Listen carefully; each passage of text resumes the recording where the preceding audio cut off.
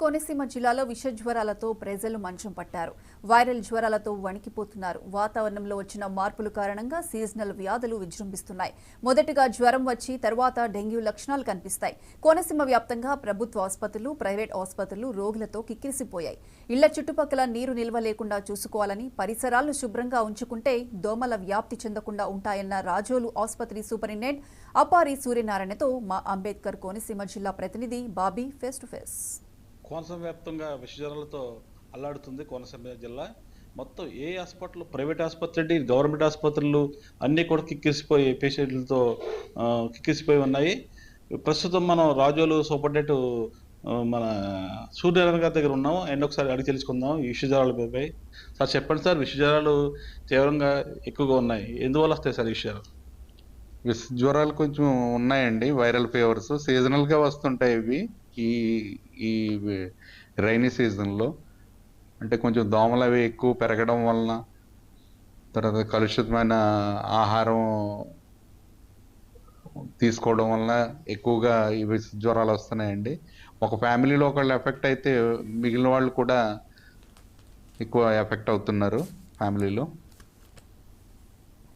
కొంచెం ఈ సీజన్లో, ఈ నెలలో ఈ జ్వరాల సంఖ్య కొంచెం ఎక్కువగానే నమోదవుతుంది.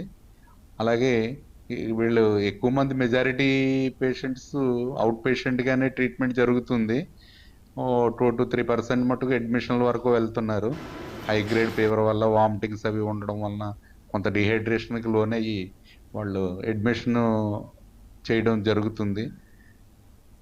అడ్మిట్ అయిన తర్వాత కూడా వితిన్ 3 to 5 డేస్లో వాళ్ళు ట్రీట్మెంట్తో ఐవి ఫ్లూయిడ్స్, తర్వాత mild to moderate antibiotics, pain కిల్లర్స్తో బాగానే రికవర్ అయ్యి ఇళ్ళకి క్షేమంగా చేరుకుంటున్నారండి. అంటే ఈ జ్వరాల వల్ల అరికట్టాలంటే ఏ విధ చర్యలు పట్టాలి? వాళ్ళ పేషెంట్లు కానీ ఎవరైనా ఏమి చర్యలు తీసుకోవాలంటారు? అంటే పరిశుభ్రమైన ఆహారం తీసుకోవడం వలన, ఇప్పుడు ఆహారం తీసుకునే ముందు హ్యాండ్స్ అవి శుభ్రంగా క్లీన్ చేసుకోవడం, పర్సనల్ హైజీన్ పెంచుకుని ఆహారం తీసుకోవాలండి. అలాగే మనం నివసించే ప్రాంతంలో చుట్టుప్రక్కల వాటర్ అది చేరి దోమలు అవి కొంచెం ఈ రైనీ సీజన్లో ఎక్కువగా పెరుగుతూ ఉంటాయి. వాటిని చుట్టూ, మన పరిసరాల చుట్టూ కూడా వాటర్ లేకుండా చేసుకుని ఎవ్రీ ఫ్రైడేని డ్రై డేగా పాటించడం జరుగుతుంది.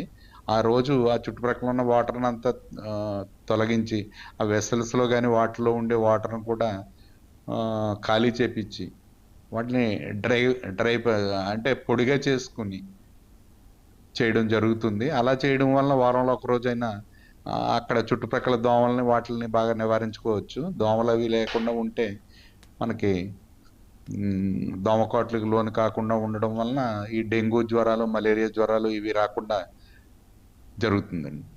అంటే సీజన్ వేరే జ్వరాలు అంటారా, లేకపోతే పారిశుద్ధ్యం వల్ల లోపం అంటారా ఈ జ్వరాల వల్ల?